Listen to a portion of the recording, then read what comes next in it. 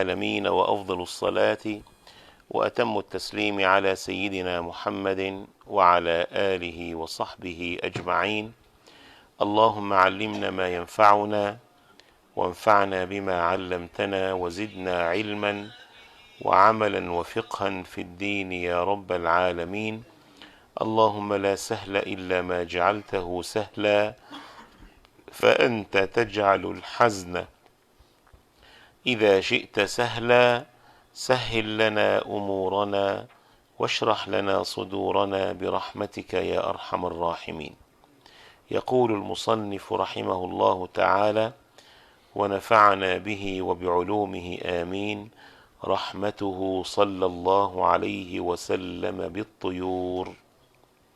طبعا نحن مر معنا في الدرس الماضي معنى وما أرسلناك إلا رحمة للعالمين، أن النبي صلى الله عليه وسلم لم يكن رحمة لجماعة دون جماعة، ولا لملة دون ملة، ولا لفئة دون فئة، وإنما جاء رحمة للمؤمنين ورحمة للكافرين ورحمة للمنافقين ورحمة للجن ورحمة للإنس ورحمة للملائكة ورحمة للصبيان ورحمة لكل أصناف المخلوقات حتى الجمادات عليه الصلاة والسلام، لأن الآية للعالمين، كلمة للعالمين كل مخلوق شملته الرحمة النبوية من رسول الله صلى الله عليه وسلم.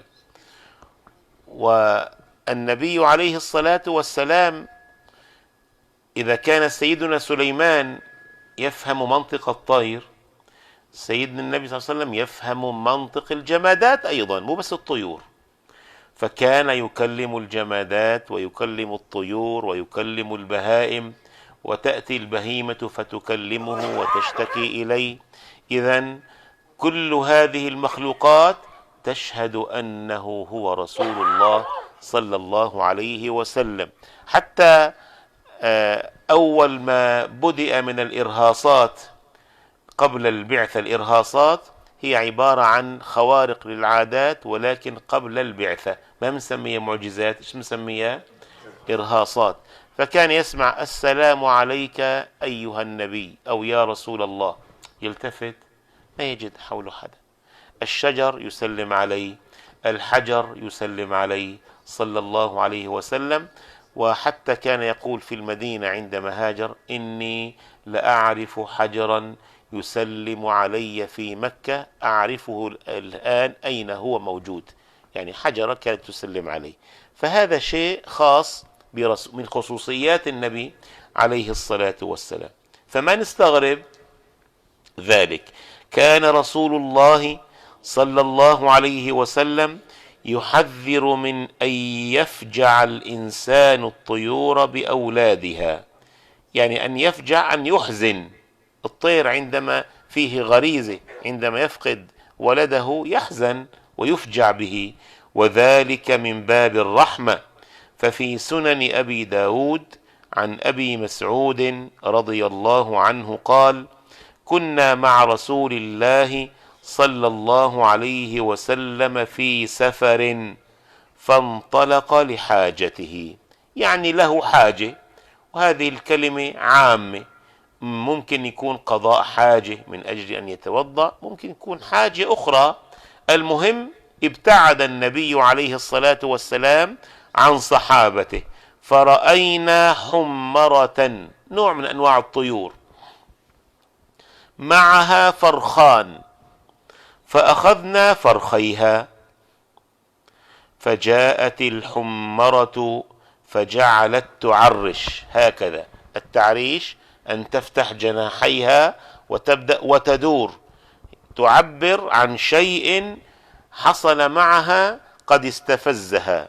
عرشت أمام رسول الله عليه الصلاة والسلام وهي تخاطبه طبعا، ولا أحد يسمع هذه المحادثة. فالنبي عليه الصلاة والسلام مباشرة قال: فجاء النبي صلى الله عليه وسلم فقال: من فجع هذه بولديها. كيف علم؟ هي أخبرته ردوا ولديها إليها. طبعا الصحابة يمتثلون الأمر مباشرة. ورأى قرية نحل، أي مجتمع نحل، قد حرقناه. الصحابي عم بقول حرقناه. فقال من حرق هذه؟ قلنا نحن. قال إنه لا ينبغي أن يعذب بالنار إلا رب النار. ما بصير تعذبوا، ما بتحرقوا لا نحل ولا نمل ولا أي شيء بالنار. كما وأنه صلى الله عليه وسلم حذر من قتل الطير عبثا. إيش عم بتساوي يا محمود؟ عبصيد محمود عنده باروت الضغط وعبصيد ماشي في الشوارع، بشوف عصفور طق ايش منزله من على الكابل الكهرباء. ليش قتلته؟ قال عم بتسلى فيه. بتاكله؟ قال لا. قلنا له هذا العصفور يوم القيامة يأتي فيشكيك إلى خالقك سبحانه وتعالى، فيشكوك إلى خالقك، يا رب إن فلانا قتلني عبثا. هذا المقصود منه إيش؟ قتل الطير عبثا. أما إذا قتلنا الطير من أجل الطعام، ذبحناه وإيش شويناه أو سلقناه أو قليناه، فهذا أمر جائز، لأن الله تعالى خلقه لبني آدم، أباحه لذلك.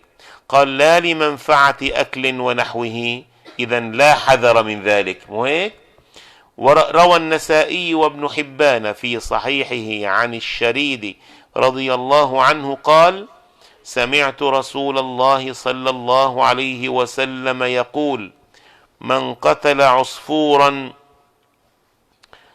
عج إلى الله يوم القيامة. يعني اشتكى، عج بمعنى جاء، يعني يعج، كأنه يعني يشكو ربه سبحانه وتعالى، يشكو الله، يعني يشكو إلى الله زيدا من الناس. قال سمعت رسول الله صلى الله عليه وسلم يقول من قتل عصفورا عج إلى الله يوم القيامة يقول يا رب إن فلانا قتلني عبثا ولم يقتلني منفعة. وعن ابن عمر رضي الله عنهما عن النبي صلى الله عليه وسلم قال ما من إنسان يقتل عصفورا فما فوقها بغير حقها، يعني كأن الضمير يعيده إلى الدابة أو إلى يعني شيء مؤنث، المهم عصفور أو غير عصفور، إلا يسأله الله عنها يوم القيامة. قيل يا رسول الله وما حقها؟ قال حقها أن تذبحها فتأكلها ولا تقطع رأسها فترمي به. يعني في طريقة للذبح بقطعوا الروس، بيجي مثلا بيمسك عصافير أو كذا، بدل ما يذبحها ايش بيساوي؟ يمسك راسه هيك وبملص راسه، وهذا ما بيجوز. نعم، فحقها الذبح. كما وأنه صلى الله عليه وسلم، طبعا عندنا في المذهب الشافعي الصيد ببندقية الخردق هذا لا يجوز أكله، لأن الخردق هذا ليس مدببا وإنما يبعج بعجا. نحن عندنا لا بد من آلة الصيد أن تكون جارحة، تجرح كالسهم. فإذا قتلت العصفورة أو الطائر في السماء أو الواقف على مكان بسهم جارح فهذا يحل قتله ولو مات بدون ذبح. أما أن تقتله ببندقية صيد، بندقية صيد إيش فيها؟ فيها شيء مدبب، فيها عبارة عن خردق أو جل إيش كرات صغيرة مكورة، وهي حامية، يعني تحرق وتخرق بالبعج، ليس بالإيش بالحد يعني. فهذا عندنا في المذهب الشافعي صيده غير صحيح، أما في المذهب الحنفي فجائز. كما وأنه صلى الله عليه وسلم أوصى بالرفق في ذبح الحيوان والإحسان إليه في ذلك، روى الطبراني وغيره عن ابن عباس رضي الله عنهما أن رجلا أضجع شاة وهو يحد شفرته، فقال له النبي صلى الله عليه وسلم، يعني مشطح الشاة وعم يسن الشفرة قدامه وهي عم تنظر إليه إنه أنا هلا بدي انذبح وشوي بندبح. فقال له النبي عليه الصلاة والسلام: أتريد أن تميتها موتتين؟ هلا حددت شفرتك قبل أن تضجعها؟ إذن هذا من كمال رحمته صلى الله عليه وسلم. كما وأنه صلى الله عليه وسلم حذر من اتخاذ الحيوان وكل ذي روح غرضا، أي هدفا للرمي. بدك تصيد، حط هدف، مثلا شيء جامد، صخرة مثلا، هدف معين جامد ليس فيه روح. أما أن نضع مثلا دجاجة ونبدأ نصوب عليها فهذا لا يجوز شرعا. روى الشيخان عن ابن عمر رضي الله عنهما أنه مر بفتيان من قريش قد نصبوا طيرا أو دجاجة يترامونها، يعني بالنبال، وقد جعلوا لصاحب الطير كل خاطئة من نبلهم.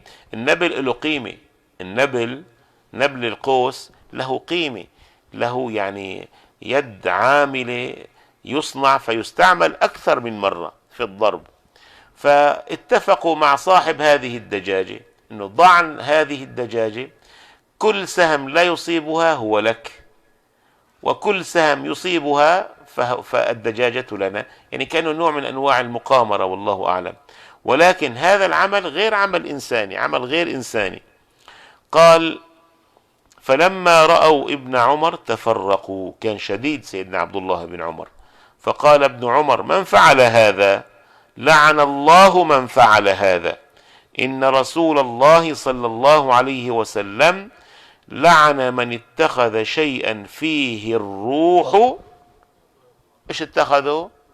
يعني هدفا، اتخذه غرضا، يعني جعله على قمة معينة وبدأ يلا كل واحد شيل بارودة وباشروا ايش؟ القتل في هذه الروح.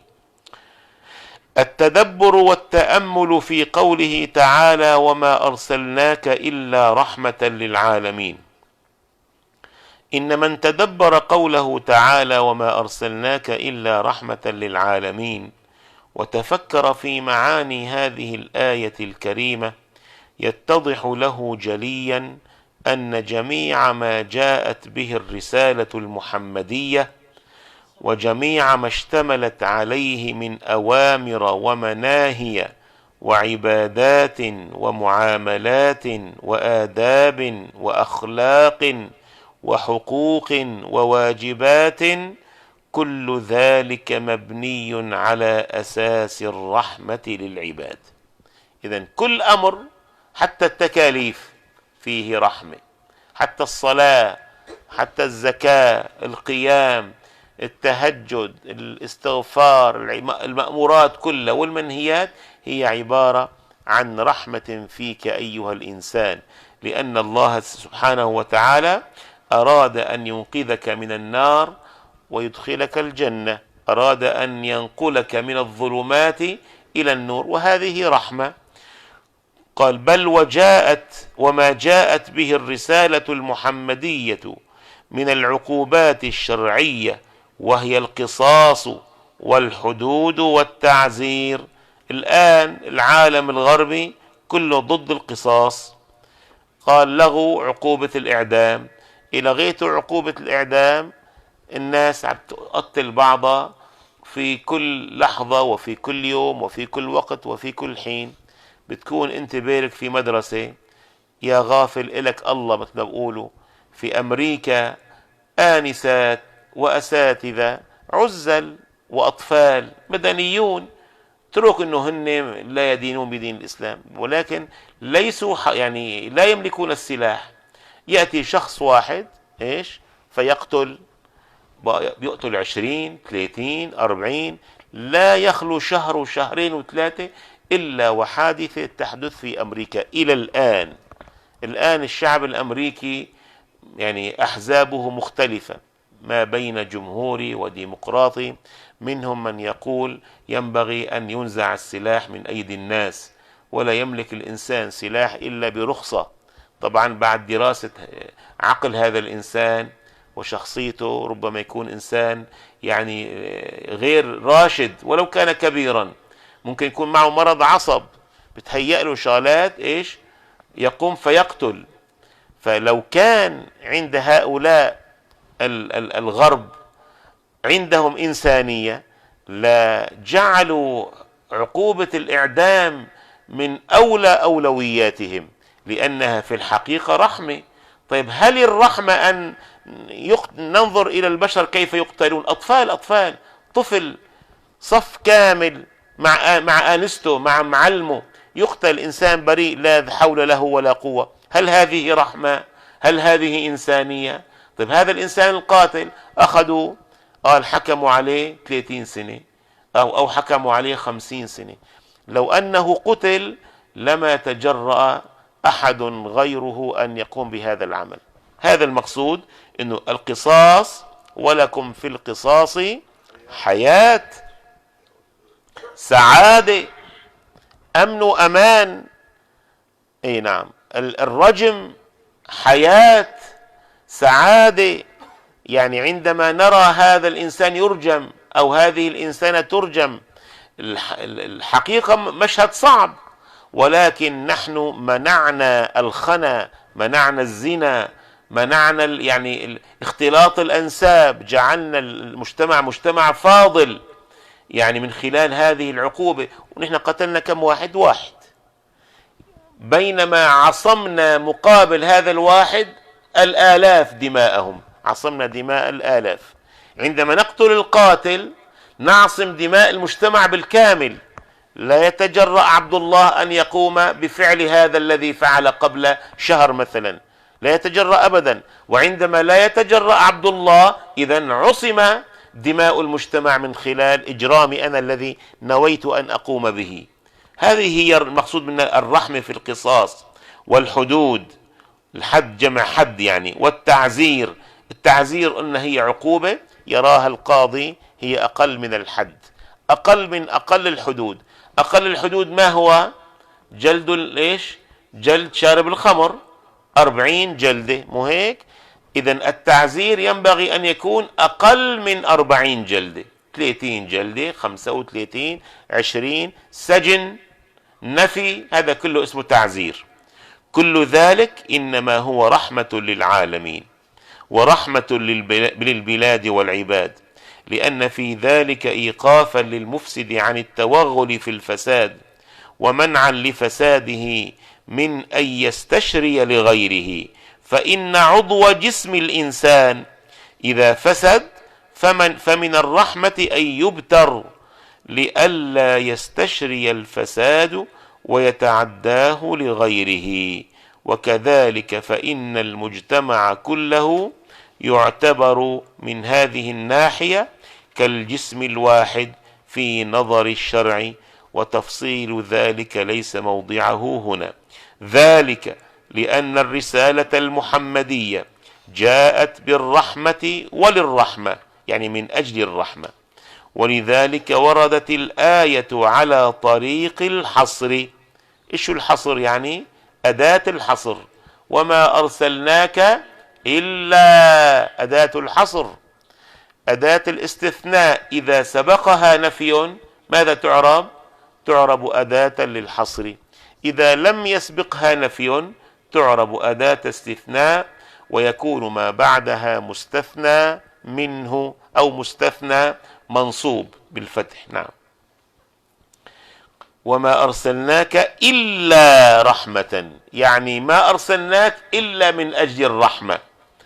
قال ولذلك وردت الآية على طريق الحصر ليعلم العاقل أن جميع مضامين هذه الرسالة ومشتملاتها كل أولئك إنما هو رحمة، يعني كل هذه الأشياء إنما هو رحمة للعباد في الدنيا والآخرة، وفيها سعادتهم وصلاحهم وفلاحهم ونجاحهم في الدنيا والآخرة، وأنه لم تأتي الرسالة المحمدية لسعادة الآخرة وصلاح الآخرة ونجاح الآخرة فحسب، بل جاءت لسعادة وصلاح وفلاح الدنيا والآخرة معا.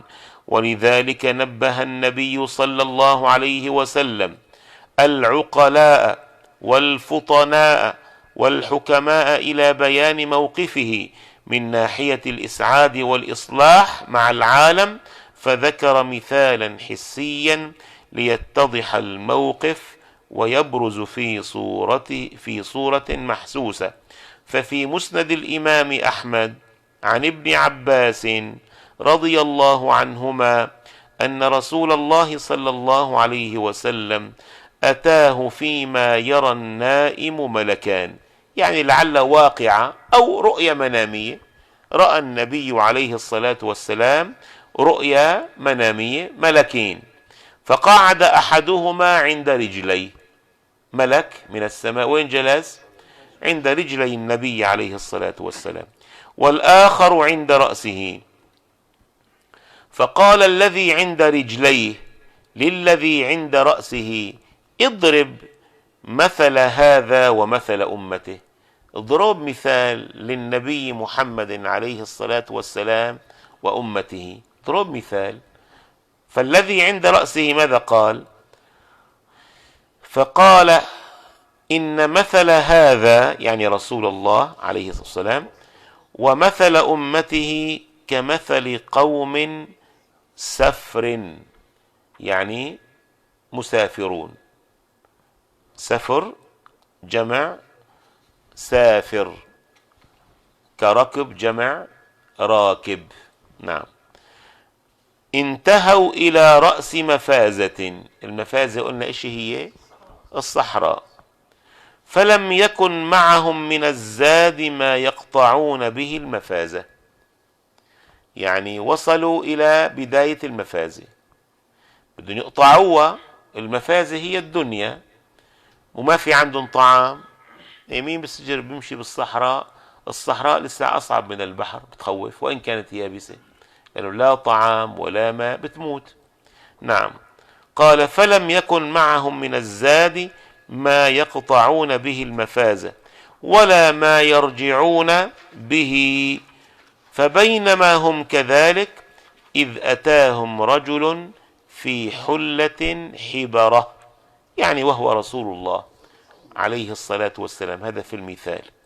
فقال أرأيتم إن وردت بكم رياضا معشبة، انتوا اللي خايفين تدخلوا هالصحراء وهالمفازة، المفازة ما فيها لا أشجار ولا ماء ولا يعني ما يأكله الإنسان، وإنما رمال.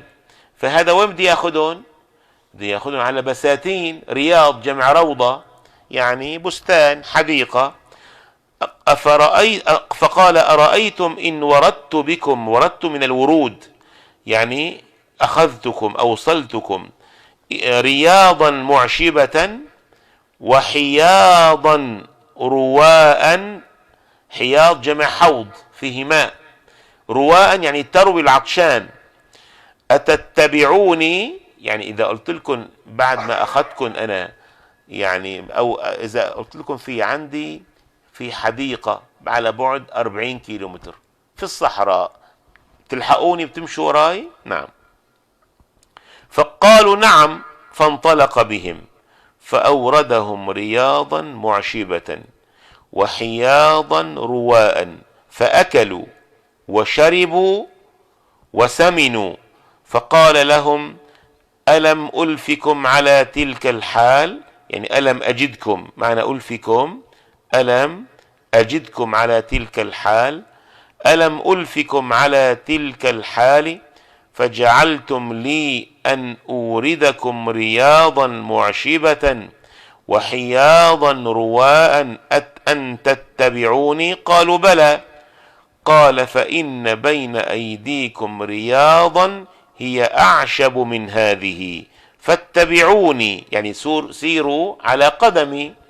قال فقامت طائفة قالت صدق والله لنتبعنه. وهي أين طائفة؟ طائفة الإيمان. وقال طائفة قد رضينا بهذا نقيم عليه. هذول أهل الدنيا. لك يا أبو في عنا جنة في آخرة. عم بقول لكم النبي عليه الصلاة والسلام اتبعوني أدخلكم إلى رحمة الله. يعني شو الآية القرآنية؟ ففي رحمة الله هم فيها خالدون. يعني الرحمة تطلق على الجنة وغيرها من الرحمات. بعضهم رضي باتباعه اتبعه، أمرهم بكذا ائتمروا، نهاهم عن كذا انتهوا. وبعضهم لم يلتفتوا إلى الأمر ورضوا بهذه اللذة العاجلة اللي هي لذة إيش؟ الدنيا، فيها مال خضرة، ولكن في الآخرة فيها من الخضرة والمال والأشياء الممتعة والمستلذة أكثر من الدنيا بما لا يقاس. هون بدنا نجمع مال من حله ومن غير حله. فالفريق الثاني رضي بهذا النعيم المقيم، النعيم الحاضر في الدنيا. قال فلقد جاء رسول الله صلى الله عليه وسلم، هذا كلام مين؟ الملك اللي عند الرأس، برسالة عامة كافلة أو كافلة، برسالة كافلة وكافية ووافية بجميع مصالح البشر وبما فيه سعادتهم في الدنيا والآخرة. فالمؤمنون الصادقون أخذوا بجميع مبادئ الرسالة المحمدية المنوطة بأمور الدنيا وبأمور الآخرة، فنالوا من الله سعادة الدنيا والآخرة. المؤمن مبسوط في الدنيا وإن كان فقيرا، مبسوط في الدنيا وإن كان قليل ذات اليد، لأنه في الدنيا ما في عنده شيء يهتم له. عجب بربح، عجب بخسر، عجب بنسرق، عجب بجيني الحرامي بيدخل علي البيت، عجب في الشل المحل، عجب عجب عجب، عنده يعني عجب كثير، دائما مهموم رغم انه عنده مال. نعم. بينما الانسان اللي عم يشتغل وحياته حياة الكفاف ولكن قائم بواجبات ربه سبحانه وتعالى، هذا مرتاح مبسوط مسرور. ما معنى قائم بواجبات ربه؟ مو بس في الصلاة والعبادة. اجا مال عطى، حطه في مكانه، اجا يعني خير اعطاه لمستحقيه، قام بالصلاة والصيام والزكاة ائتمر بالأوامر هذا مبسوط. كما يقول سيدنا النبهان أنا دائما مبسوط مسرور لأنه أنا خادم للكبير والصغير. نعم. قال فالمؤمنون الصادقون أخذوا بجميع مبادئ الرسالة المحمدية المنوطة بأمور الدنيا وبأمور الآخرة، فنالوا من الله سعادة الدنيا والآخرة. وغيرهم أخذوا بمبادئ الرسالة المحمدية التي فيها مصالح الدنيا فحسب، فنالوا حظهم من سعادة الدنيا ورفاهتها وانتظام أمورها، ولكنهم لم يأخذوا بما فيه صلاح آخرتهم وسعادتهم في الآخرة، فما لهم في الآخرة من خلاق، يعني من نصيب. هذا وإن قوله تعالى وما أرسلناك إلا رحمة للعالمين يشمل عالم الإنس وعالم الجن وعالم الملائكة وما يتبع ذلك من العوالم. أما رحمته صلى الله عليه وسلم للإنس فهو ما تقدم من شمول رحمته صلى الله عليه وسلم لجميع طبقات الإنس. إيش طبقات الإنس؟ إن المؤمنون، الكافرون، المنافقون، وهكذا. وأما رحمته للجن فكذلك الأمر، هو في الجن كما في الإنس. يعني ما تفكروا هو رسول فقط، إن أيضا لإخواننا الجن، وفي عند الجن أيضا في مؤمنين وفي كافرين وفي منافقين، باعتبار أنه صلى الله عليه وسلم رسول إلى الجن أيضا رسالة تكليف، وقد بلغهم وأمرهم ونهاهم وبين لهم في عدة مناسبات، حتى سمى ربنا عز وجل في القرآن سورة باسم الجن، كما أنهم توافدوا عليه واستمعوا إليه صلى الله عليه وسلم. وتفصيل ذلك مبين في كتابنا الإيمان بالملائكة والبحث حول عالم الجن، فارجع إليه تجد الأدلة على ذلك. وأما شمول رحمته صلى الله عليه وسلم لعالم الملائكة فهو ما ذهب إليه جماهير العلماء والعرفاء، وذلك إما باعتبار أنه صلى الله عليه وسلم مرسل إليهم برسالة فيها تكليف لهم بأوامر ونواهي، كما رجحه كثير من محققي المحدثين والفقهاء، وإما باعتبار أنه صلى الله عليه وسلم مرسل إليهم يعني الملائكة رسالة تشريف، إما تكليف وإما تشريف على اختلاف بين العلماء، فقد شملهم عموم رحمته، ونالوا بواسطته علوما جمة كثيرة. هي الرحمة بسببه عليه الصلاة والسلام اطلع الملائكة على أسرار جبريل عليه السلام، علمه بسبب من؟ كونه كان مرسالا وسفيرا لرسول الله عليه الصلاة والسلام ومبلغا له الوحي، فعلمه بالأشياء هذه هي بسببه، فهو رحمة إذن عليه الصلاة والسلام. قال ونالوا بواسطته علوما جمة كثيرة وأسرارا عظيمة كثيرة، مما أودع الله تعالى في كتابه الذي أنزل عليه صلى الله عليه وسلم، والإيحاءات النبوية التي أوحاها إليه. وقد قال الله تعالى كلا إنها تذكرة، يعني إن الرسالة، فمن شاء ذكره في صحف مكرمة مرفوعة مطهرة بأيدي سفرة. ما معنى سفرة؟ أي سفراء، الملائكة سفراء ما بين الله وما بين المخلوقات وما بين المرسلين. نعم، بأيدي سفرة كرام بررة، هي من صفات الملائكة. والمراد هنا بالسفرة الملائكة عليهم السلام، فهم يتلون ما أذن الله تعالى لهم به من تلاوة هذا القرآن الكريم المكتوب في صحفهم، ويزدادون بذلك علما ومعرفة بجلال الله تعالى وعظمته وحكمته.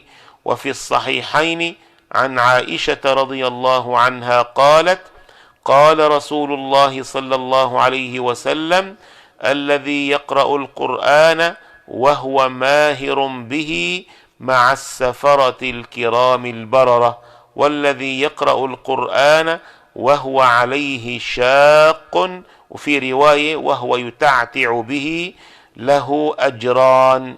هذا وقد أجملنا الكلام على هذه الآية الكريمة في هذا الموطن، لأننا سوف نتكلم عليها إن شاء الله بعد في الحلقة الثانية من هذا الكتاب، وهي الحلقة التي يبحث فيها عن مواقف سيدنا محمد صلى الله عليه وسلم مع العالم. ومن جملة تلك المواقف أنه صلى الله عليه وسلم جاء رحمة للعالمين، فهناك التفصيل إن شاء الله تعالى. أما في عظيم حيائه فنتركه إن شاء الله إلى درس قادم. وصلى الله وسلم على سيدنا محمد وعلى آله وصحبه أجمعين. الفاتحة.